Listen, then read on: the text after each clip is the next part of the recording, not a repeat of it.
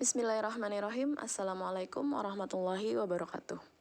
Anak-anak kelas 11 yang insya Allah selalu dimuliakan Allah Subhanahu wa Ta'ala. Hari ini kita masih membahas tentang karya ilmiah. Minggu lalu kita sudah membahas sedikit tentang karya ilmiah, yaitu definisi, ciri-ciri, sifat, juga pola penyajian dari karya ilmiah, yaitu bentuk populer, semi formal, dan bentuk formal. Nah, hari ini adalah kebahasaan karya ilmiah. Kita sudah sama-sama mengetahui bahwa salah satu ciri karya ilmiah adalah bersifat objektif. Nah, objektif di sini adalah ditandai oleh pilihan kata yang bersifat impersonal. Hal ini berbeda dengan teks lain yang bersifat non-ilmiah, seperti novel, cerpen, yang pengarangnya bisa beraku, kamu, dan dia. Tapi untuk di karya ilmiah ini tidak bisa, karena menggunakan ragam bahasa ilmiah. Karya ilmiah memerlukan kelugasan dalam pembahasannya. Karya ilmiah menghindari penggunaan kata dan kalimat yang bermakna ganda. Artinya, tidak boleh ada kalimat yang ambigu. Karya ilmiah masyarakat ragam yang memberikan keajegan dan kepastian makna. Dengan kata lain, bahasa yang digunakannya itu harus reproduktif. Artinya, apabila penulis menyampaikan informasi, misalnya yang bermakna X, pembacanya pun harus memahami informasi itu dengan makna X pula. Informasi X yang dibaca harus merupakan reproduksi yang benar-benar sama dari informasi X yang ditulis. Jadi, apa yang disampaikan dan apa yang dibaca harus memiliki makna yang sama, bermakna seperti itu. Jadi tidak boleh misalnya penulis bermakna X, terus pembaca bermakna Y. Nah, itu bukan karya ilmiah. Ragam bahasa yang digunakan karya ilmiah harus lugas dan bermakna denotatif. Denotatif itu adalah makna yang sebenarnya. Makna yang terkandung dalam kata-katanya harus diungkapkan secara eksplisit untuk mencegah timbulnya pemberian makna yang lain. Untuk itu, dalam karya ilmiah kita sering mendapatkan definisi atau batasan dari kata atau istilah-istilah yang digunakan. Misalnya, jika dalam karya itu digunakan seperti frasa atau klausa, tahu ya, frasa itu adalah gabungan dua kata dan klausa adalah yang memiliki subjek dan predikat. Penulis itu harus terlebih dahulu menjelaskan arti kedua kata itu sebelum ia melakukan pembahasan yang lebih jauh. Hal tersebut penting dilakukan untuk menyamakan persepsi antara penulis dengan pembaca,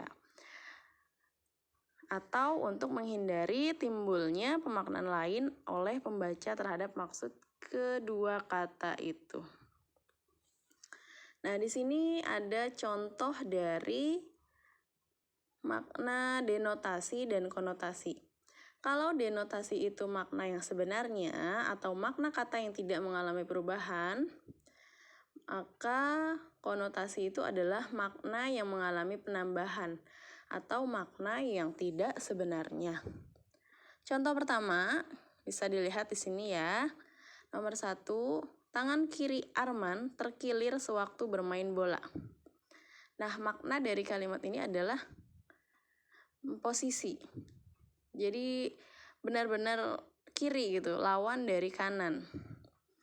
Nah, untuk konotasinya, partai politik yang beraliran kiri dilarang di Indonesia. Maknanya adalah ideologi, yaitu aliran politik. Jadi kiri itu bukan maksudnya tangan ya, bukan tangan atau bukan kaki atau bukan arah. Jadi maksudnya adalah aliran politik. Nah, yang kedua, malam ini udara terasa sangat panas. Makna sebenarnya adalah suhu. Sedangkan konotasi, hatiku panas begitu melihat Ahmad dimarahi Pak Lurah.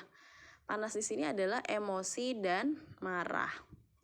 Yang ketiga, Adikku senang mengenakan pakaian hitam bila keluar rumah. Makna denotasinya adalah warna yang gelap, hitam itu.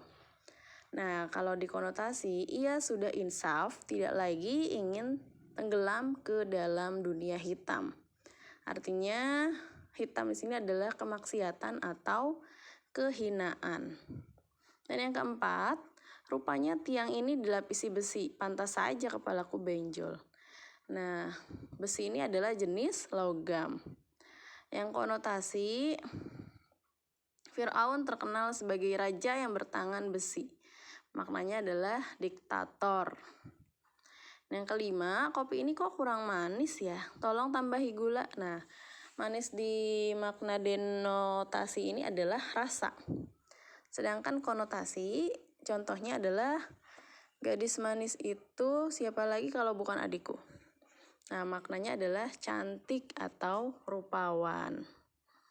Itu beberapa contoh dari kalimat denotasi dan konotasi. Baik, untuk latihan pertama, kalian lihat yang di halaman 195, tugas. Nomor 1 dan 2. Nomor 1 kalian tentukan poin A sampai J itu maknanya denotasi atau konotasi. Tinggal ditulis aja nanti yang A apa, yang B apa, kayak gitu.